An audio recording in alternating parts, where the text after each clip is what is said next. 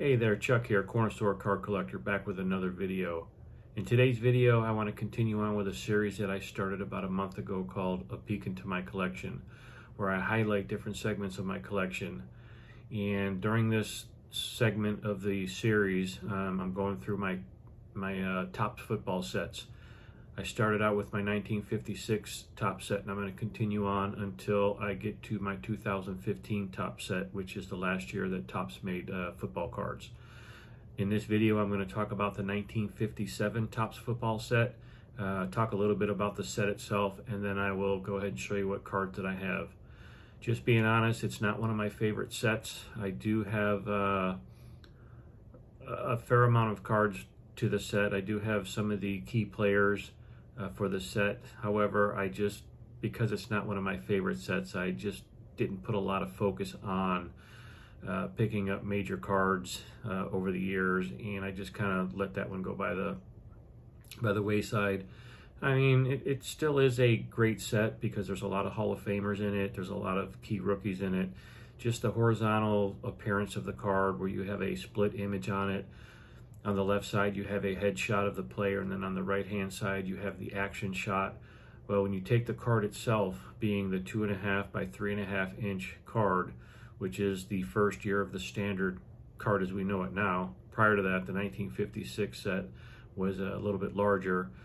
Just makes the image on the card look a lot smaller, which takes away from the overall appearance of the card. So that's one of the main reasons why I'm not a big fan of the 1957 Topps football set.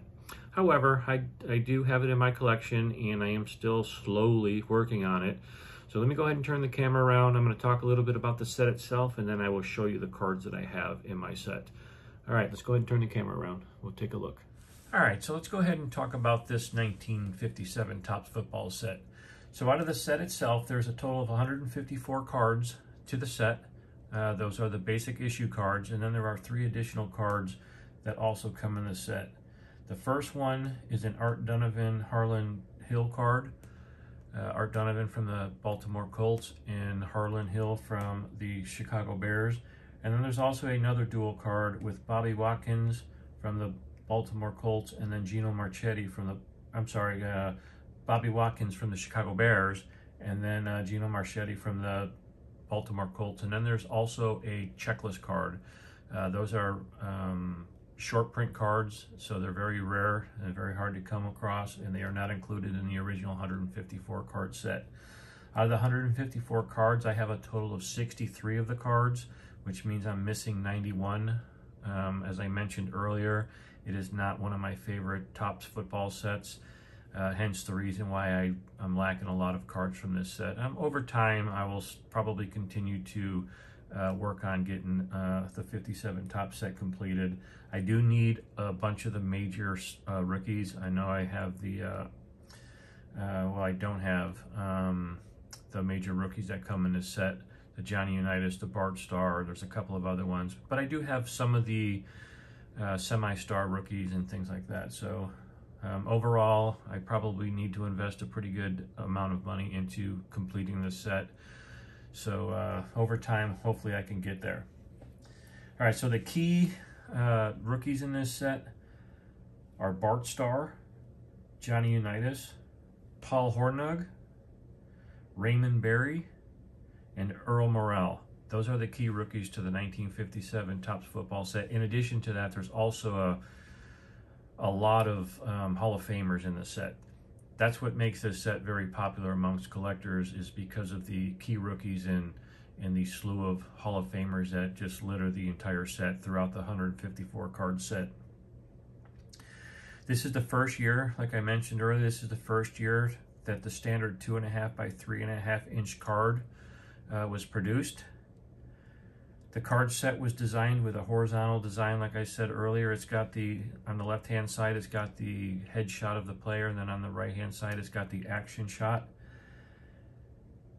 On the back of the card is done in the similar fashion, where you have on the left-hand side, it's got the statistics, a little bit of the bio about the player, and then on the right-hand side, it's got a comic strip where it kind of highlights the career of the player on the card.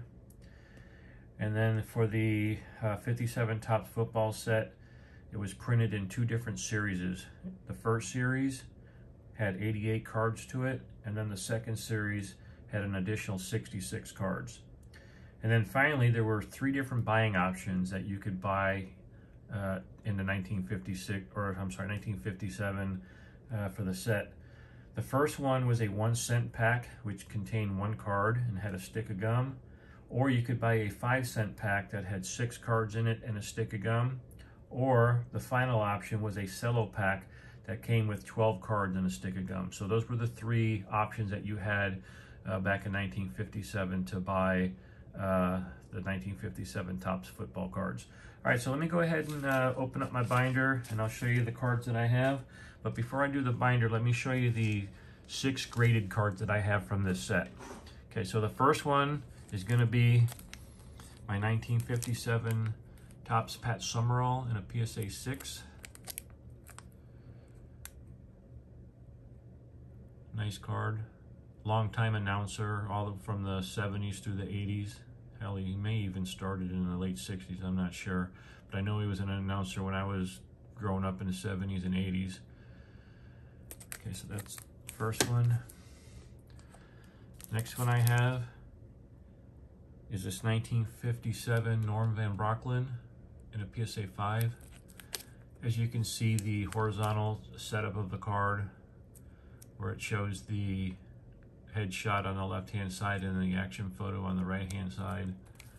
And then on the back of the card is done in a similar fashion. On the left-hand side, you have the player's name, a little bit of bio, and some of the statistics. And then on the right-hand side, there's a cartoon that kind of highlights the player's career. Okay, so that's the second one. The next one I have is this 57 Topps Lou Groza in a PSA 1. Best looking PSA 1 you'll see, I believe. I don't know what's wrong with this card, but when I sent it in to get graded last year, I thought it was probably a 5 or a 6, and I don't know, it came back a 1. Next I have this Elroy Hirsch in a PSA 5.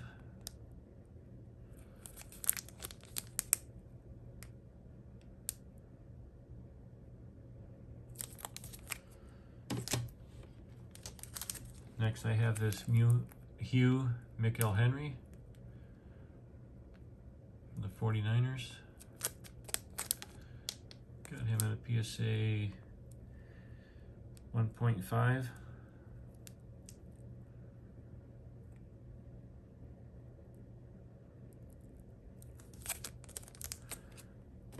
And then finally I have this Ted Marchibroda in a PSA 5. Ted Marchibroda, longtime GM for the Buffalo Bills. I believe he was a GM. He was in the front office. Maybe he wasn't the GM, but he was a very instrumental person during the Super Bowl years in the 90s for the Bills. All right, so those are the 6 cards that I have graded. Now let's go ahead and open up my binder. I'll kind of show you what I have.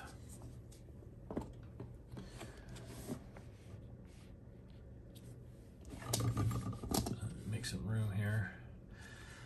So they're set up differently in my binder here because they're horizontal, so they view a little bit differently.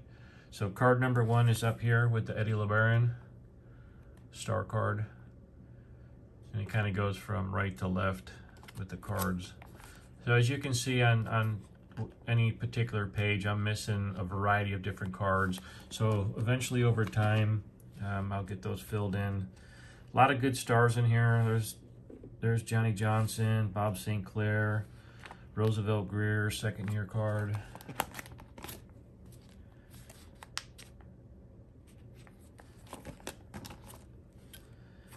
M. Tunnel. It's funny how a lot of his cards, his name's spelled differently on each card. His Bowman cards are spelled differently than his Topps cards, and then on his Topps cards, his name's spelled differently from whatever year previous or later into his career.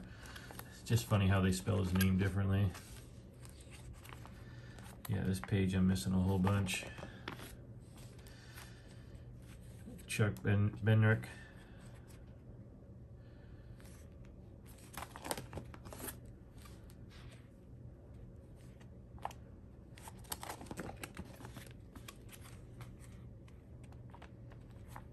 as I was saying earlier, just depending on what page it is, it just shows the cards that I'm missing.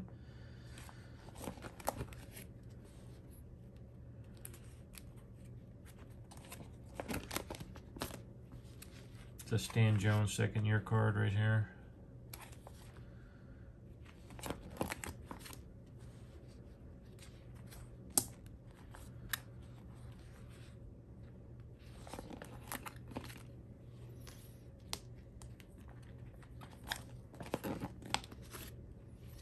Alex Webster right up here, his second-year card.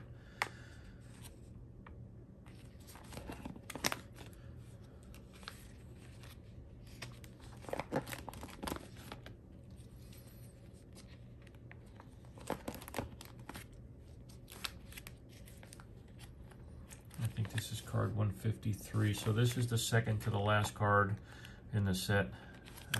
Like I said, there was 154 base cards. So that was just a quick run through my binder that I have for my 1957 Topps football set. Not my favorite set. Actually, it's probably one of my least favorite. Like I said, I don't like the horizontal action cards. Kind of like the 1962 Topps football set. The Fran Tarkenton years. The black card, that's also done on a horizontal setting or design.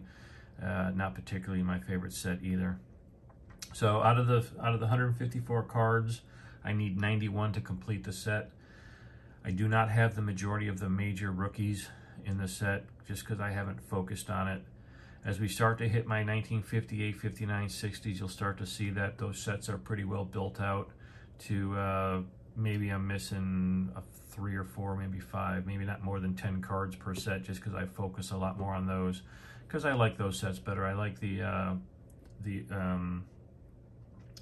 other way the cards are designed, the straight up and down. So I hope you enjoyed the video. Hope you learned a little bit about the 1957 Topps football set, and I will see you on the next video. Thank you.